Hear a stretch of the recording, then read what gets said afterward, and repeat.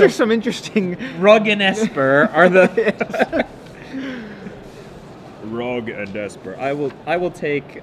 Switch them so we can line them up with the players. All right, we're actually underway. In this case, they are splashes. Oh, they're splashes. My Gruul deck has N blue card. What blue card does he have? Right now, one of my favorite cards in the format, Bane Alley Broker on the battlefield. Oh, interesting. Ken Bearl's splashing for Master Biomancer, it looks like, in his Gruul deck. I actually did this earlier this week. It's a tough splash in my experience because you don't have that much blue. He has 2 islands, and that looks like it. Prophetic Prism. But you need the Biomancer to come out before you have the other guys come out. Right. So it's kind of that's like the weirdest splash that you can have, I think. It feels like it should be really good, but in practice, it's a challenge. I think it's still good. It's a challenge, but it's still good. Maybe it's not. I mean, Master Biomancer is awesome. Yeah. And Gruul is awesome. So. Oh, he's also got a. That's a Ruination Worm on the battlefield right now with a Warmind Infantry. I was going to say the Simic Keyrune's an additional access point for yeah, okay. So he's got some medium biggies. Brian Wade. Full-on biggies. Yeah. He just got that fresh Ruination Worm, as you can see, he's tapped out. But on Brian Wade's side of the board, he has Sage's Road Denizen, Bane Alley Broker, and Leyline Phantom. All back to potentially defend. Brian Wade up a game here versus Ken Bearl. So you must like that. You like passes Esper. the turn. With I do like Esper. I am. It's like it's what happens when Azorius takes the black. Yeah. So Bane Alley Broker. It's a pretty powerful ability. It's like a you don't call it really a super looter because it's still just kind of a regular looter, but it has like a little bit of an extra kick to it, a little extra spice. Ruination Worm in the red zone for Ken Bearl. That's a biggie. 7/6, just vanilla, but 7/6 is enough. Yeah.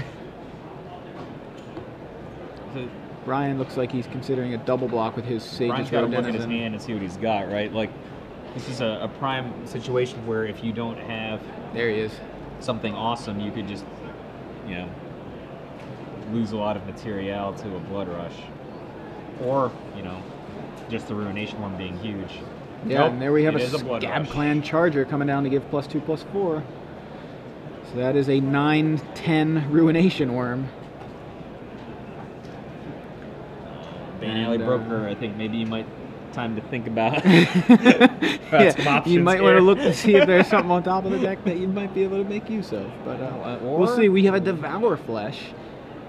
I think that's just gonna take like care of the infantry or something. Yeah, the key rune of the infantry. Yeah, like I'm not sure. That was He's like maybe he'll make a mistake. Like, oh, you're piling up Devour Flesh. Gotcha. Oh man. What are you thinking here? Like, maybe Bearl was willing to just, gain a ton of life. Like, was that? You sure you want that Ruination Worm? I'm not 100% sure what Wade was thinking with the. Oh, he wanted to use the Bane Alley Broker's second ability to get back something he previously exiled. So that was what I was thinking. I'm just saying earlier. With the block. I don't know that. He's at 20 life. I think you got to just kind of suck it up a little bit, maybe. Well, Bane Alley Broker retrieves something it had previously discarded. It goes dumpster diving, I guess. Is that what Bane Alley Broker does? It's dumpster diver. That's a classy chick. Look at her. And was that a Death's Approach? Takes out the Ruination Worm? Babushka or something. Yeah. Hey, I love it. I love the card. It's one of my favorites. But I'm just saying, she's like, I don't want this. Wait a second. That thing I just threw away? I want it. Slamming with hexproof. Yeah, Simic Guildmage here. No. It's a crab. Keyrune. What did I say? Guildmage. Oh, yeah. Sorry, Keyrune. It's a crab. It's a What do we got here? Keyrune. Another Devour Flesh or something? No? That's weird. Old cards instead of looking for new cards?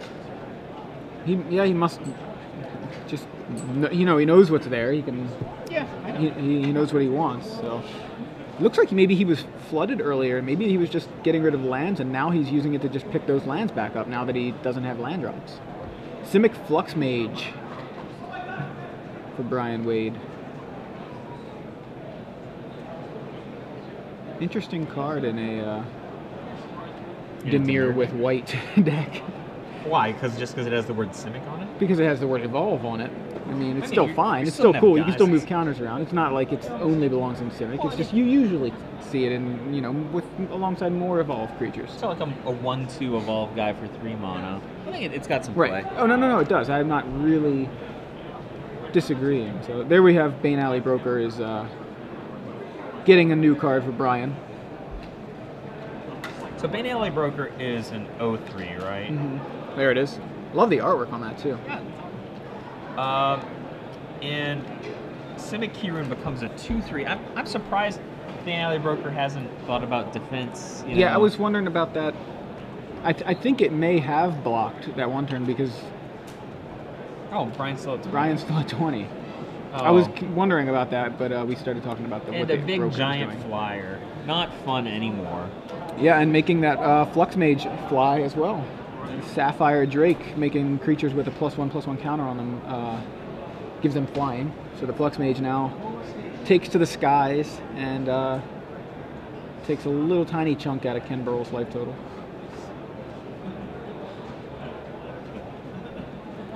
Ken with 6 lands. Does he have any fatties that he could draw into? Because we already saw. We did see the big guy, the Ruination Worm. Yeah, that's probably the biggest thing in his deck. He's got Burning Tree Emissary, Boros Reckoner. And we could just draw into a Reckoner. That would be pretty Robohawk's sweet. pretty big, right? Robohawk is pretty big. Master Biomancer, he's not that big, really. He's got Gorkman Rampager. These guys are all in the pretty big or bigger. Yeah. But not really like... He's got Obsid at the Ghost Council in his sideboard. That guy's big. Yeah. Not in his deck. Not going to be sideboarding it in either. Is that Master Biomancer? Yeah, time to read. Yeah, okay.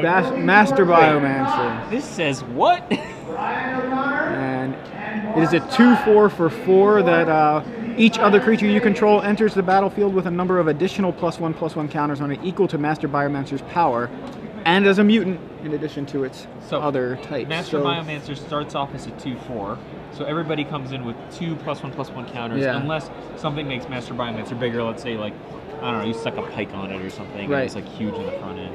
I mean, you blood rush him and he lives through the attack, and then you play a dude. And the guy's you're getting like a monster. +5/+5 or something.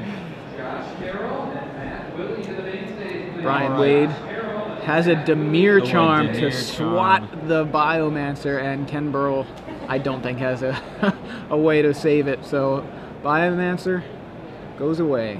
So Dimir charm can do all kinds of stuff. It can counter target sorcery spell, so it's kind of like an envelope. Yep. Or it can destroy target creature of power 2 or less. Which we just saw there.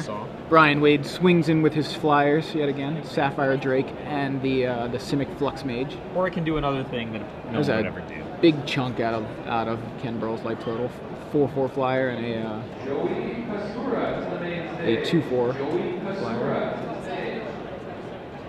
Or 2/3 flyer. I wanted to see the Biomancer kind of go off. Yeah, we thought it would have been really neat to see. Well, Keyrune activated, coming over, hexproof. So will we see a block? I think that Brian's far enough ahead right now that he don't can bother blocking. block if Ken is going to do something to the... Oh. Yeah, okay, so he's got a Blood Rush, Slaughterhound. So it didn't look like there was any block there. But again, Brian's at 20, so why? It's not that bad. Right, so he's at 20, just randomly Slaughterhound there? Why would you do that, maybe?